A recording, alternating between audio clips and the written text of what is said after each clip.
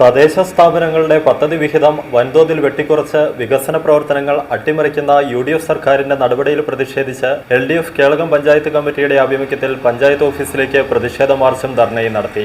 കേളകം ടൗണിൽ പ്രകടനത്തിന് ശേഷം പഞ്ചായത്ത് ഓഫീസിന് മുന്നിൽ ധർണ നടത്തി. കേരള കോൺഗ്രസ് എം ജില്ലാ സെക്രട്ടറി ജെയ്സൺ ജീരകശ്ശേരി ഉദ്ഘാടനം ചെയ്തു. സതീശൻ ഈ ഭരണം ഏറ്റെടുത്തതിന് ശേഷം നമുക്കറിയാം, പഞ്ചായത്തുകളെയൊക്കെ നോക്കുകുത്തുകളാക്കിക്കൊണ്ട് ആവശ്യമായ ഫണ്ട് അതിനെ മുന്നോട്ട് നടത്താൻ പറ്റാത്ത രീതിയിലുള്ള അതിൻ്റെ ദൈനംദിന പ്രവർത്തനങ്ങളെ കട്ട് ചെയ്തുകൊണ്ട് അല്ലെങ്കിൽ മുൻപോട്ട് പോകാൻ പറ്റാത്ത സാഹചര്യം ഒരുക്കിക്കൊണ്ട് ഫണ്ടുകൾ വെട്ടിച്ചുരുക്കിക്കൊണ്ട് മുന്നോട്ട് പോയിക്കൊണ്ടിരിക്കുന്ന അവസ്ഥ നമുക്കറിയാം. പ്ലാൻ ഫണ്ടുകൾ വെട്ടിച്ചുരുക്കിയാൽ നമുക്കറിയാം, പഞ്ചായത്ത് നമുക്ക് സാധാരണക്കാരെ സംബന്ധിച്ചിടത്തോളം സാധാരണക്കാരുടെ ഏറ്റവും അടുത്ത് പ്രവർത്തിക്കാൻ പറ്റുന്ന അല്ലെങ്കിൽ നമുക്ക് ചെന്ന് കാണാൻ പറ്റുന്ന ഒരു സർക്കാരാണ്, പ്രാദേശിക സർക്കാരാണ് പഞ്ചായത്തുകൾ എന്നുള്ള യാഥാർത്ഥ്യ ബോധം ഈ കൂട്ടർ മറന്നുപോയിരിക്കുകയാണ്.